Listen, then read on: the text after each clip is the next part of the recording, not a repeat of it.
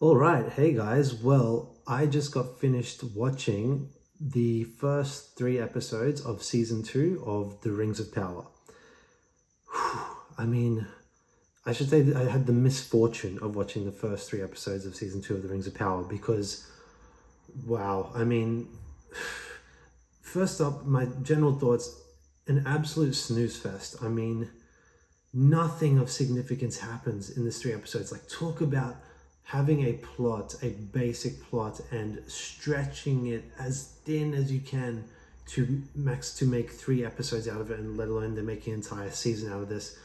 We've had three episodes, and essentially nothing of significance has happened. I'm going to try and break this down for you into three parts because it's three episodes. So episode one essentially revolves around the elves, so obviously Galadriel, Elrond, and Gil-galad and them. Second one is kind of a bit more focused on the dwarves. It does go back to the elves though. And the third one is mainly about the Númenóreans, so Isildur and Elendil, all of them, and goes back to the others too. So it's each one has their focuses, but just starting off in that first episode, I've got my notes here in front of me, so I'm gonna try and go through this and just explain to you what this was. So we have this extended opening at the beginning that shows Sauron kind of being killed, a different face Sauron being killed by Adar and the orcs, so that Adar can now be the leader.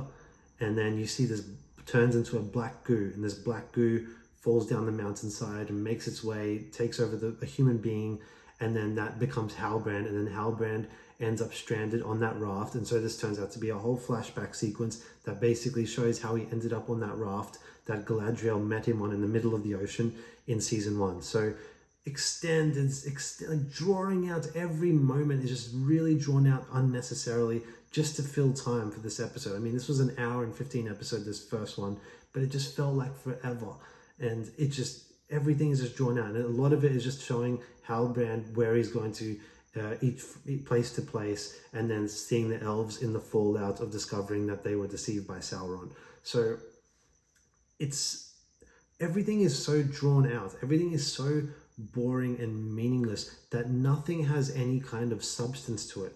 And what I mean is that if this was condensed a lot down, like way down, each of these episodes, you could have this could have been maybe one half decent episode of those three episodes combined. There was no reason for what was told in these three episodes to be told across three 1 hour episodes, more than 1 hour. That could have easily been condensed into a 45-50 minute episode and had exactly the same amount of knowledge of where each of these characters are at. It's just, I'm gonna try and stay on focus here, but I'm just gonna, my mind's wandering at the moment because I just watched these all back to back to back, and to be quite frank, it was damn near impossible to keep my attention the whole time because it was so boring. Nothing happens, and people are going to criticize saying, oh well, it's you just can't handle dialogue scenes or just more like non-action scenes in a show. No, because we just had the House of Dragon, and House of Dragon knows how to have engaging dialogue, how to have great character moments that you invest in. This show has no idea how to do any of this. It's unbelievable. I don't know if it's the actors, I don't know if it's the directors, but clearly it's the writing, but I don't know if it's a combination of things too, but the writers do not know how to make an engaging story out of whatever they're working with. And to be honest, what they're working with is thin because they don't have any like explicit material to pull from the Second Age. It's all dot point references from the appendices that they are basically pulling from to then flesh out a story, but they don't have any of Tolkien's words or dialogue to fall back on. They are having to write their own.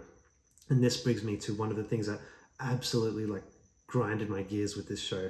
And the same thing in first season, but it's carrying on here, is this devotion to trying to make everything sound Tolkienian. It's absurd. Like, I've read the novels, I've watched, obviously I love the movies.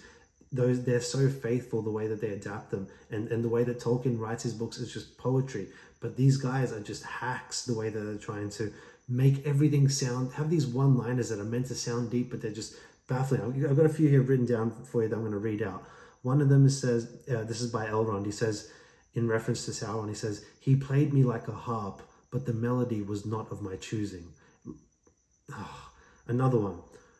"One does not need the eyes of an eagle to see that your thoughts have strayed far from this place."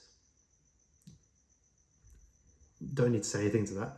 And another one, like an ember that has too long removed from fire, our people must return to their home. Like they're trying to go for these deep things, and it goes back to that first season of that stupid, ridiculous quote that was dropped at the very beginning of episode 1 of season 1, which was, "Why does a rock sink while a ship like floats?" Oh, getting PTSD from that now. Yeah, but this is just as bad as season 1. I don't know if it's worse. I feel like because the first season was so offensive out of the bat that you out of the gates that you've was kind of prepared for it now. This one, maybe that's the difference, is that didn't offend me as much, and just also because just nothing happens. Like it's the conversations are just, it's like everything happens and nothing happens. I can't explain it. I'm struggling to explain this right now.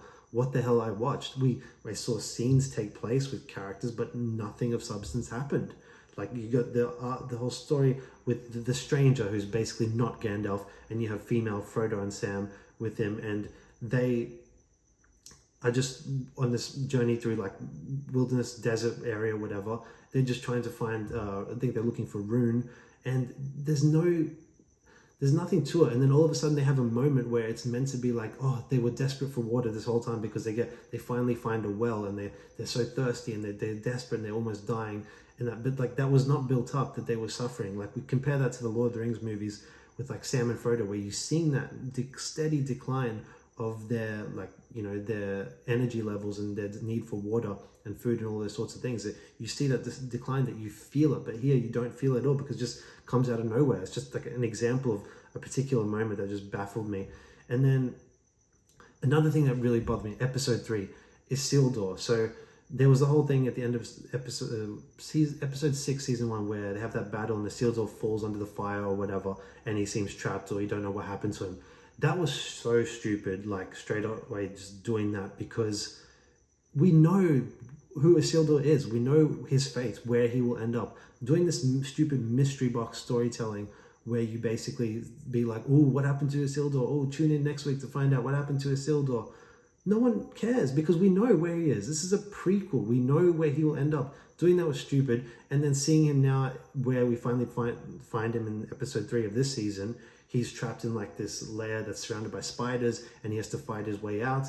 And his horse comes and basically rescues him, and he rides away on the horse. None of that, and I'm just thinking of that whole scene, him fighting it. We're meant to feel some sort of like relief. Oh, thank God, Isildur's alive. Firstly, secondly, him escaping and fighting through all that, it doesn't mean anything. It's a nonsense scene that has no bearing on the plot whatsoever.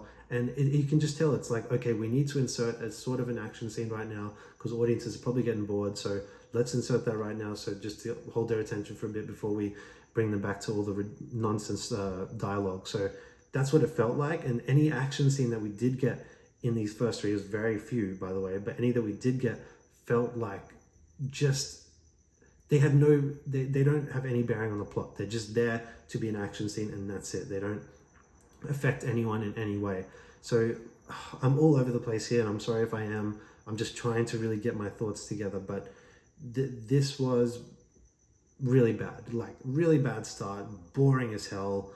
I can't stress enough just how that theme of so much happens yet nothing happens. That is my basic summary of it. It's like all these things are thrown at you, but none of it lands, none of it hits, none of it is meaningful to you. There's not a single character in this show from first season even to now that I have any investment in. I couldn't care less. What I could give some credit to is I think the acting of the guy who plays Halbrand is really good. I think he's a good actor, but he doesn't have much to work with. Same with Adar, and this one he's actually a recast this time, and the guy who plays him this time is just as good as the guy who played him in the first season, who I think was one of the standouts as well.